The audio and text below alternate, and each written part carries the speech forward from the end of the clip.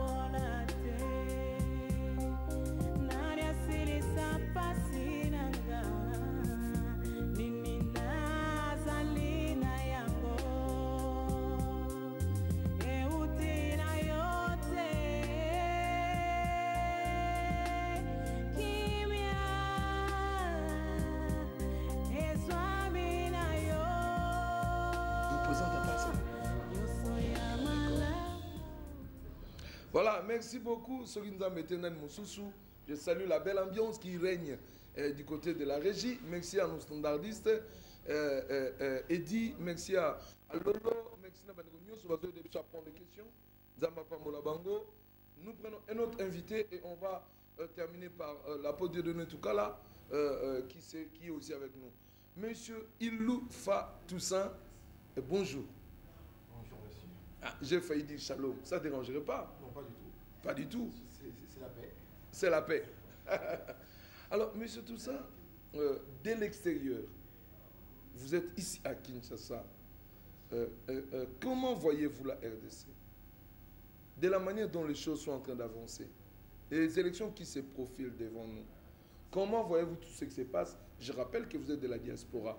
Comment est-ce que les événements qui se passent ici sont perçus là-bas de l'autre côté? Vous êtes basé en France, si je ne me trompe. C'est cela, oui. Ok. Alors, je salue déjà toutes les personnes qui nous regardent en ce moment. Voilà. Et j'aimerais, dans un premier temps, vous dire pourquoi je suis ici. N'est-ce pas? Je suis ici pour représenter un nouveau parti politique, n'est-ce pas? Qui est à sa tête messieurs Éric Moulalo. Éric Moulalo, n'est-ce pas? Et ces partis politiques s'appellent le CUP. C-U-P. Congolais. CUP. Voilà, tout à fait. CUP comme coupe en anglais. Oui, tout à fait. Alors, c'est comment? Alors, CUP, ça veut dire Congolais unis pour le progrès. Voilà. N'est-ce pas? C'est un nouveau parti politique qui a reçu son agrément tout dernièrement par un arrêté ministériel numéro 162/2010, du 17 décembre 2010. Donc, c'est dans ces cadres-là, et c'est à ce titre-là que je suis ici. Alors, vous n'avez pas, d'abord, un nouveau parti politique. Tout à fait. Mais est-ce que vous savez qu'ici, les gens se disent, est-ce que les partis politiques, on en a encore besoin? Est-ce que les partis politiques vont encore nous apporter quoi? Parce que les partis politiques, il y en a eu dans ce pays, et certainement il y en aura toujours. Comment vous pouvez réagir face à cette appréhension?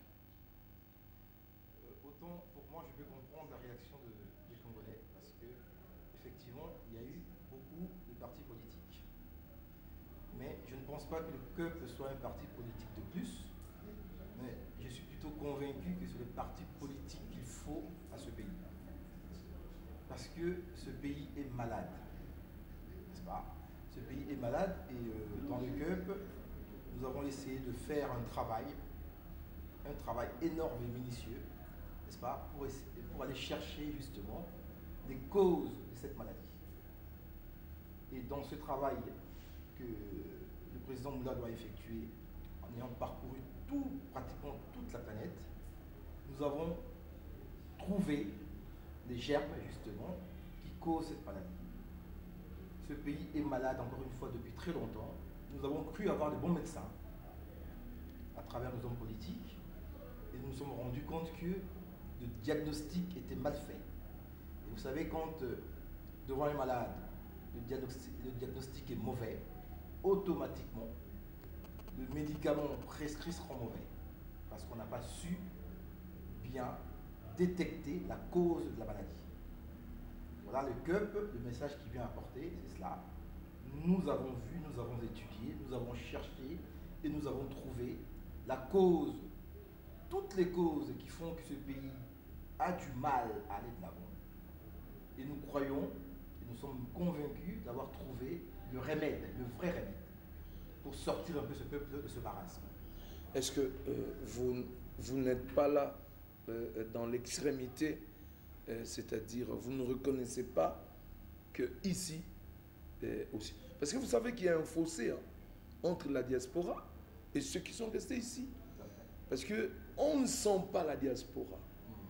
Vous voyez, à peine on commence à voir des œuvres comme la dernière, celle de Chabaninonda, ici sur à côté du Grand Hôtel, œuvre que nous encourageons, Mutombo Dikembe, à travers l'hôpital Biamba Marie, mais aussi beaucoup d'autres individualités.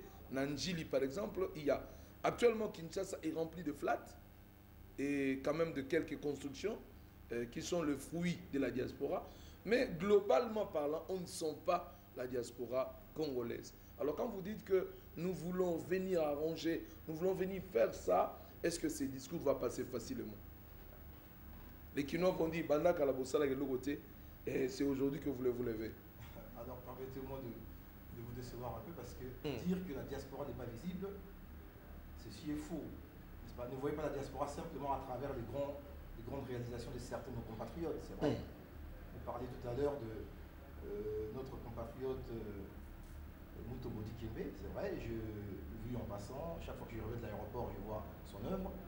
Mais la diaspora, n'est-ce pas, chaque mois, tous les jours qui passent, n'est-ce pas, la diaspora soutient économiquement ce pays. N'est-ce pas? Effectivement, vous ne voyez pas des grandes œuvres, mais allez voir les queues devant le bureau de Western Union, de Monogram, de chez Lambert de Paris. Vous allez comprendre ce que c'est que la diaspora. Il y a des études qui sont faites au niveau de l'Occident qui démontrent que sans la diaspora, n'est-ce pas, l'Afrique et en particulier le Congo, n'est-ce pas, serait dans un état catastrophique. La diaspora est très importante, il ne faut pas négliger la diaspora, d'autant plus que nous participons économiquement, et ça c'est ce que nos dirigeants ne vous disent pas aux Congolais. La diaspora participe fortement à l'économie de ce pays. Bon, merci parce que là c'est une réflexion politique. En tout cas, bon, moi non plus, je ne serai pas là que pour vous acclamer. Vous envoyez l'argent au pays, nous sommes en train de discuter. Tout à fait. Mais bien souvent, dans le 3/4 de cas, c'est l'argent soit pour enterrer une tante, soit parce que c'est soit le fête de bonne année, soit aussi parce que mais je sais aussi qu'il y a le frais scolaire, il y a les frais académiques, beaucoup d'autres histoires. Mais si cet argent était canalisé vers des projets de développement, vers des projets d'épargne, moi je pense que ça sera plus important que de l'argent qu'on envoie sans comprendre l'utilisation de cet argent. Vous avez tout à fait raison. Vous avez tout à fait raison, mais je dois vous dire que le but de la diaspora, et en l'occurrence le but du CUP que je représente aujourd'hui, n'est pas de garder les Congolais dans cette situation de dépendance vis-à-vis de la diaspora, n'est-ce pas? Le souhait est que le Congolais, sur place ici, puisse par lui-même, que ce soit des membres de votre famille, vos amis et le mien aussi, qu'ils soient eux-mêmes capables, à partir de ce pays, n'est-ce pas, de se suffire à eux-mêmes. Une forte pluie à Kinshasa, nous bénissons le Seigneur. Et donc, quand vous sortez, n'oubliez pas votre imperméable, n'oubliez pas votre parapluie, parce qu'il pleut abondamment ici à Kinshasa. Monsieur Iloufa Toussaint, C'est cela. je suis basé à Bruxelles. Mes petits frères ici me demandent de l'argent. Je préfère leur envoyer des vêtements Et ben bon, il y a que lelo aussi, il faut que je sois un peu bilingue. Ce que ça n'a pas tout tindre sur le livre, tu vois, vous voyez? C'est des grands frères n'avons pas tindre le livre, pas de se pelater. Mais pourquoi ne pas demander à ceux qui restent ici, écoutez, j'ai $1000 à vous envoyer, mais envoyez-moi des projets, voyez? Envoyez-moi des projets. Qu'est-ce que vous voulez faire avec $700? Les $300, c'est pour votre subsistance, machin, machin. Mais envoyez-moi des projets pour le quartier, des projets nécessaires que pour des petites cabines de communication, pour des petits coins de crémerie. Parce que l'on a ça, c'est ça, la passe. Moutifa, on a bandal, on a crème dans le magasin qui t'a emboisonné bandal. On a crème. Donc, on a sur le tambour qui mbondo, ti crème dans le magasin qui t'a. Vous ne pensez pas que à la place d'envoyer de l'argent, aussi il faut envoyer des projets. Et vraiment, excusez-moi, là nous sommes en train de faire un débat entre la diaspora et nos mentalités congolaises d'ici. Alors, au risque de vous décevoir, n'est-ce pas? Une fois de plus. Je suis ici en train de vous dire encore une fois que je suis là au nom du CUP pour permettre aux Congolais de sortir de la situation de dépendance vis-à-vis de la diaspora et vis-à-vis de l'étranger. La dépendance, là, je salue ce concept-là. Nous restons, nos frères et sœurs congolais restent trop dépendants et de la diaspora et de l'étranger. Et le CUP a justement donné cette mission d'aider, puisqu'il a estimé avoir trouvé le remède nécessaire au développement de ce pays, d'aider à ce que cette situation-là trouve une fin. Que les Congolais puissent se retrouver. Nous voulons réveiller, n'est-ce pas, et cultiver justement cet amour d'appartenance à cette patrie qui est une patrie forte, n'est-ce pas, et qui doit être une patrie prospère. Là, vraiment. Et c'est ça justement l'objectif. Je salue. Ne suis pas là pour savoir à qui envoyer, comment je veux aider ce peuple. Nous voulons aider ce peuple à se suffire à lui-même. Merci beaucoup, papa. Là, au moins, en tout cas, là, on se marie sur cette question-là.